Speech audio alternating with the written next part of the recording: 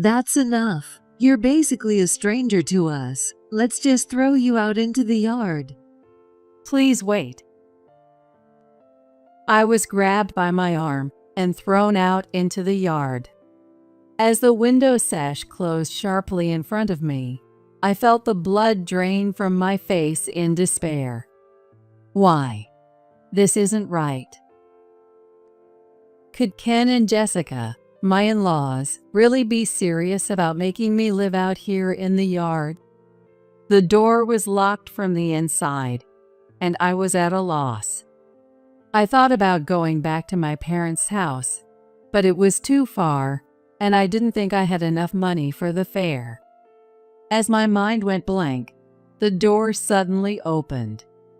I hoped they had reconsidered, but the voice that came back was still as cold as ice. Here, eat this. Jessica handed me a box of cup of noodles that had been stored for emergencies. Seeing it placed on the ground in a cardboard box, I was convinced that they were serious. You've got to be kidding. Wait, please. My desperate pleas were futile, and the door was mercilessly closed in front of me. If something happens to me, they'll be the ones in trouble. Maybe if I throw this out, they'll feel compelled to give me real food. In a fit of rage, I thought about throwing away everything inside.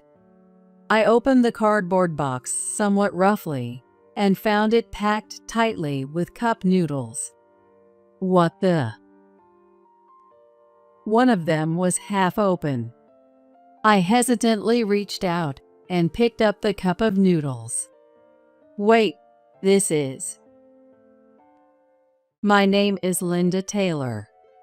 I'm a homemaker in my 40s. For the past several decades, since I married my husband, there has been something that has always troubled me. That is, hey, Ken, I always tell you to pick up your clothes. The living room was a mess with clothes that my husband, Ken, had taken off just after coming home from work.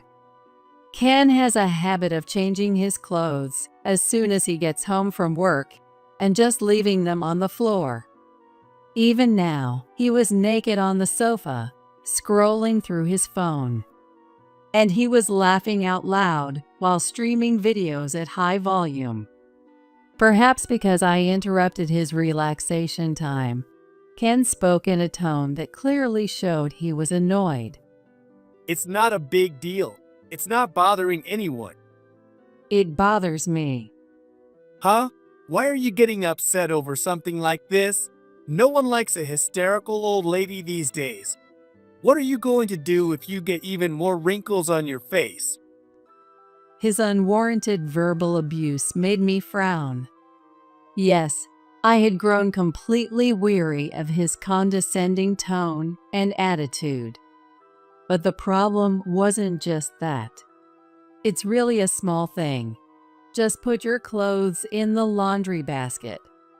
Ugh, this is why I hate how nagging women can be. You're dependent on my earnings, yet do you realize you couldn't live properly without me?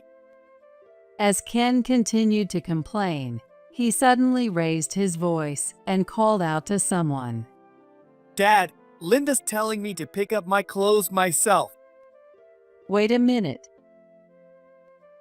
Since it's a detached house, it probably won't bother the neighbors like in an apartment, but the loud voice still echoed. Proving this, heavy footsteps approached from the hallway, and the living room door was swung open somewhat violently. It was my father-in-law, Ronald. Ronald growled in a low voice from his throat and glared at me with a sharp gaze. That's supposed to be your job. Then, like the sound of an explosion, his voice hit my eardrums. All I could do was shrink a little under his intimidating presence. Listen up. You married into this family, so you just need to obey your husband. That's how it is for women. Don't bother me or Ken with such trivial matters. I'm sorry. At this point, all I could do was bow my head and apologize. Ken looked on, grinning at me. Ken's dad, Ronald, is a very traditional, old-school man. Whenever I try to talk about household chores or Ken's behavior, he would snap, "You don't need to think about that." It wasn't rare for him to raise his hand, and I had reflexively learned to make myself smaller. Ken had already shifted his interest back to a video on his smartphone, not looking at me. I felt gloomy, thinking I had to wait quietly until Ronald's anger subsided, when I was suddenly called upon by another person. Hey, Linda, didn't I tell you not to use ham in the cooking? It was Jessica, my mother-in-law, speaking from the kitchen where I had just finished preparing dinner. It contains sodium metabisulfite, you know? It's not good for your health. And get rid of that strange device Ken brought home quickly. It emits electromagnetic waves that shrink our brain. A famous author said so. Jessica wasn't like Ken, who twisted logic, nor was she like Ronald, who yelled. However, she was certainly not on my side. Even now, she sighed while holding special aluminum foil that supposedly blocks electromagnetic waves reaching the brain. Jessica had fallen for what they call conspiracy theories. I'm sorry, Jessica, but we need to get our protein. There you go again. Where is the fish from? Did you check the source? And the additives too? Jessica was overly sensitive to the effects of electromagnetic waves and harmful food additives.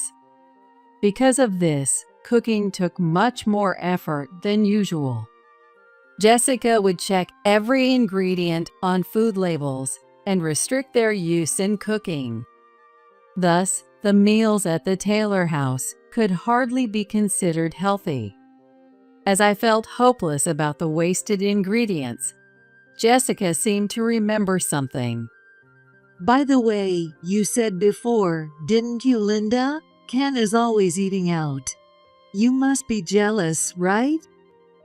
It seemed that Ken had overheard her words. Huh? Jealous? Ken, who had been engrossed in his video, turned around irritably. I'm going out for work, you know? It's not like I just have to do household chores like you. That's not what I meant. You're living off my earnings, and yet you dare to act so high and mighty? While saying this, Ken glanced at Ronald, who looked displeased.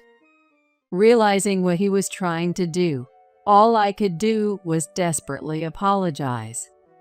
I'm sorry. As a homemaker, it's true that I rely on Ken for our daily living. My finances are controlled by the allowance Ken gives me, and he quickly cuts the amount if he dislikes something. Satisfied with my trembling, apologetic demeanor, Ken said, "You can't do anything without me," and threw something at me. As a punishment, you're having this for dinner tonight. What rolled to my feet with a light sound was a cup of noodles. This is just. I'm the one who prepares the meals every day at the Taylor house. Housework is by no means easy, but I couldn't talk back, only remaining silent. In this house, I have no freedom. Why do I have to go through this? Unable to bear staying in the living room, I took the cup of noodles and went back to my room. From the living room, the loud sounds of the TV and Ken complaining about work could be heard. I boiled water in the pot, but I felt too disheartened to eat. Why can they say such hurtful things? Remembering their unreasonable demands made me feel down. I had merely asked him to correct a habit, not something unreasonable.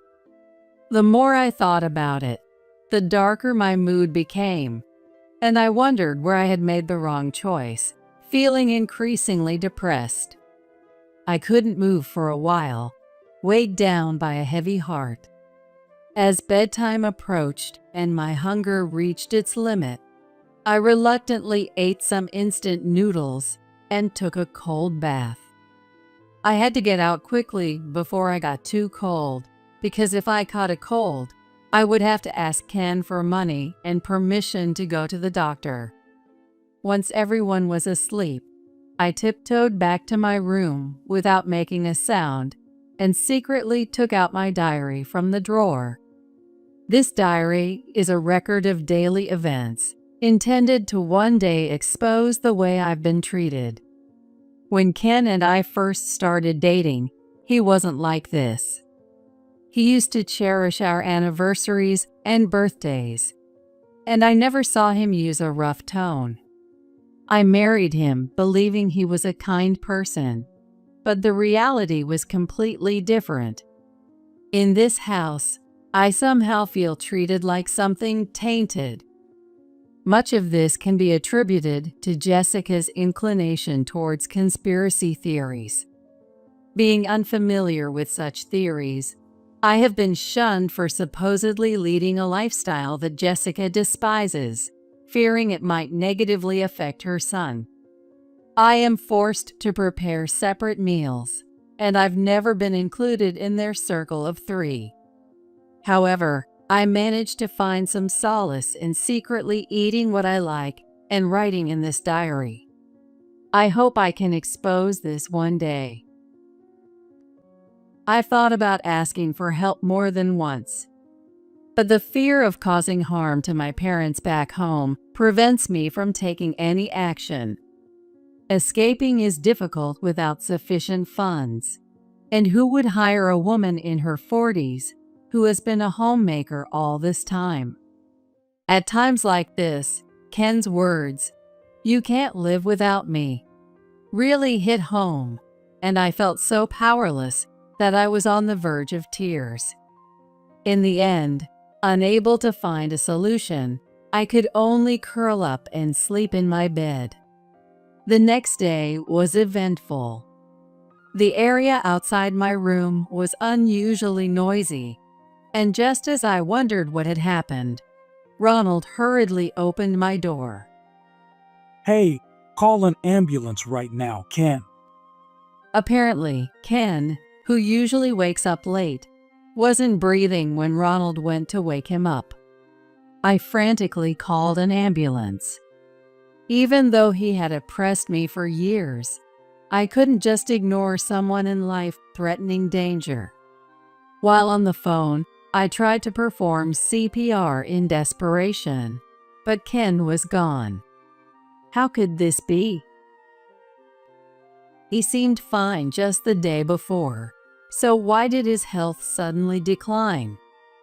Overwhelmed by the sudden event, I was devastated and couldn't even begin to prepare for the funeral after returning from the hospital. The Taylor house was filled with a somber atmosphere, unlike usual. Come to think of it, he did seem unwell recently. Is that so? Ronald murmured. Understandably, he had no energy left to yell at me now that his son had passed. I had no idea that Ken had been feeling unwell. Our only time together was during meals in separate rooms, and he was at work while I did housework during the day, so we barely saw each other. Yet, I couldn't help but think if I had noticed something amiss. Regardless of the deep rift between us, the fact that my husband was gone remained. Forgetting my usual demeanor, I leaned forward impulsively. Then why didn't he go to the hospital? If he was that ill, there must have been some signs, right?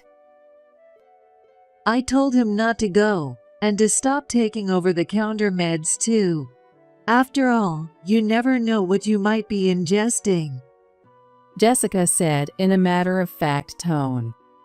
It seemed that despite knowing about Ken's ill health, her belief in conspiracy theories was too strong to abandon.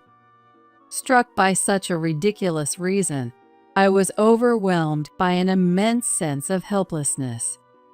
Dumbfounded, I didn't know what to say, whether to Ken, who believed Jessica's words, or to Jessica herself, who never doubted her baseless conspiracies.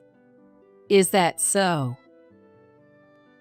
People tend to laugh when faced with overwhelmingly hopeless situations. I couldn't help but shiver slightly. However, that was probably not the best reaction. What's that reaction for? A voice so low it seemed to resonate from the depths shook my eardrums. I startled and looked up. Oh, this isn't. What do you mean it's not? You just laughed, didn't you? Are you the kind of person who laughs at her husband's misfortune? I'm sorry. I didn't mean it like that. I was just thinking about Ken. I had completely done the unnecessary. Perhaps my emotions weren't functioning properly in the face of sudden misfortune. But it was too late to take it back, and Jessica's cold voice pierced through me. No excuses. You laughed. That's a fact. Don't tell me you poisoned him. No, I didn't do anything like that. I shook my head frantically, on the verge of tears. Indeed, there was every reason to suspect me since I had been treated harshly by Ken. Although most of the meals were dictated by Jessica, I was the one who prepared their food.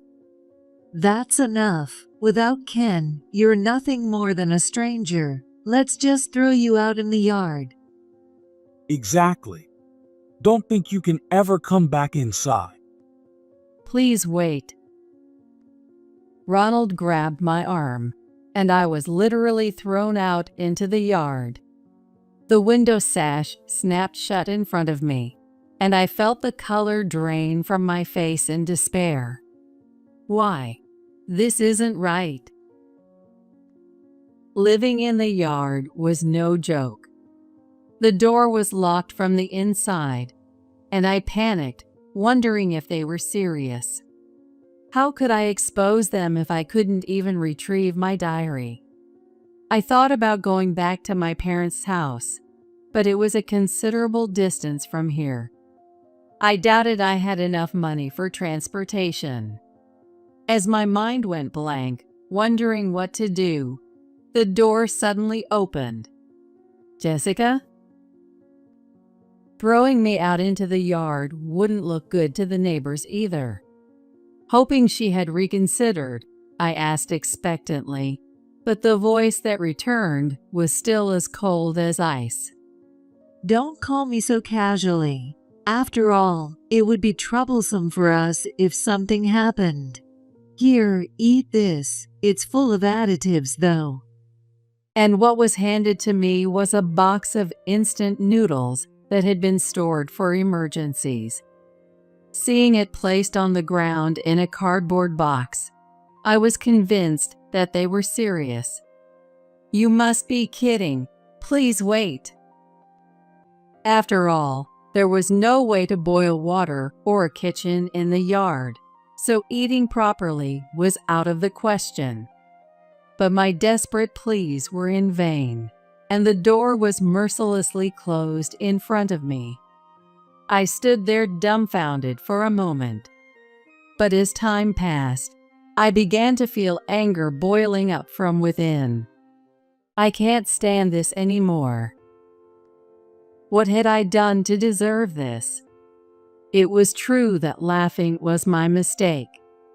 But they won't listen to a word I say. They don't even try to hear me out. They have never been. There was no freedom for me here. Anything they didn't want was simply eliminated. Talking was useless with someone who had no intention of listening. If something happens to me, they'll be in trouble. Maybe if I throw this out, they might be inclined to give me proper food. In frustration, I thought about throwing out all the contents of the instant noodles. It seemed wasteful, but continuing to live on instant noodles was out of the question. As I opened the cardboard box somewhat roughly, I found the packed noodles. Wait, this one's open. There was just one, the lid halfway open. I clenched my fist, a bad feeling gripping me. Could this also be one of their ways to harass me? Tentatively, I reached out and picked up the cup of noodles. As I fully opened the half-open lid, instead of the dried noodles and toppings, there was a small black device and a piece of notepaper inside. What is this? I unfolded the notepaper. The letter said, "I'm truly sorry for the long hardship. Unclosed is a voice recorder. Please take this evidence to the police. Also, the envelope contains some money for you. Use it to live freely. This is." The note was on elegant wisteria stationery, with neat handwriting done with a pen. I had seen it only a few times, but it was unmistakably Jessica's handwriting. Inside the envelope were 5 $100 bills, and similarly, envelopes, each containing $500, were stuffed into the small gaps of the cup noodles packed in the cardboard box.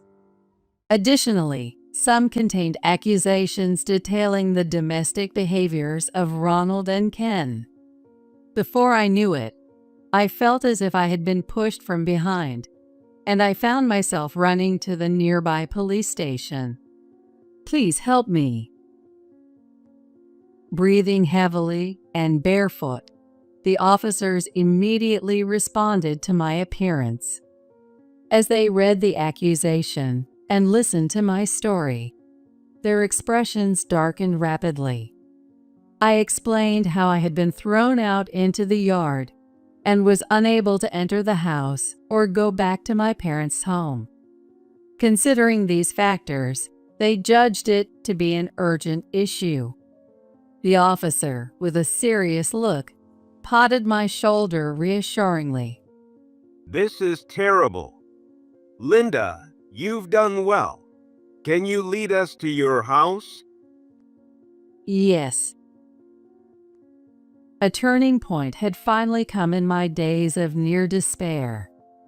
The days of being oppressed by the Taylor family might just change. Filled with a faint hope, I returned home when suddenly a furious shout echoed from the entrance. What are you doing? It was Ronald's enraged voice. Then, a sharp sound like something being hit followed, and we hurriedly opened the front door. What happened? There, panting heavily, was Ronald, and Jessica, sitting on the floor clutching her reddened cheek. Ronald, blinded by anger, hadn't even noticed the arrival of the police. It was clear what had happened. "Jessica!" As I ran towards her with a scream-like shout, Jessica finally looked up. And the moment her vacant eyes caught me and the officer, she burst out laughing as if she couldn't hold it back any longer. Ha, ha. "What happened, Jessica?" Laughing at a time like this. Ken's gone, and now talking about divorce. Don't joke around. Amid the strange behavior of both, a crumpled divorce paper lay on the floor. Could it be that Jessica had confronted him with it? She had always been submissive to Ronald, never seeming to defy him.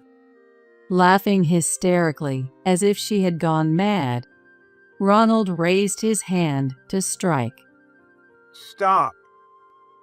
but a quick-moving officer restrained him by locking his arms. Only then did Ronald seem to realize that the police were present.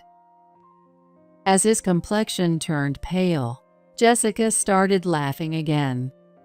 Ha ha. What really happened, Jessica? Her increasingly unusual demeanor left us all frozen, unable to move. I tentatively called out, trying to gauge the situation. Jessica, flushed with excitement and still smiling, blurted out, Finally, it's over for you. What do you mean? Ronald, receiving an empty stare, squeezed out a voice as if shaken.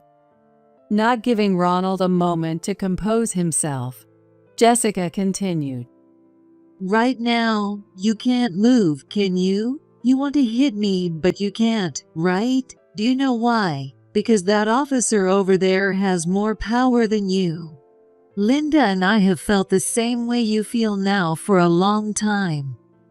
What? I've been waiting for this day to come for so long. I was too shocked to form coherent words. The statement Jessica had just made was clearly considerate of me. Jessica suddenly stopped laughing, and her face went blank. You always do this. If something displeases you, you raise your hand immediately, and you're not satisfied unless others behave exactly as you want.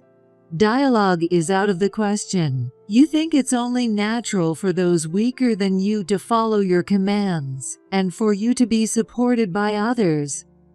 You've been abusive towards me ever since Ken was born. You knew I couldn't escape because I was a homemaker who had become estranged from her parents.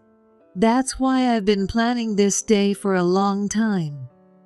Jessica, her voice icy, stared Ronald down as she began to explain her long-standing plan.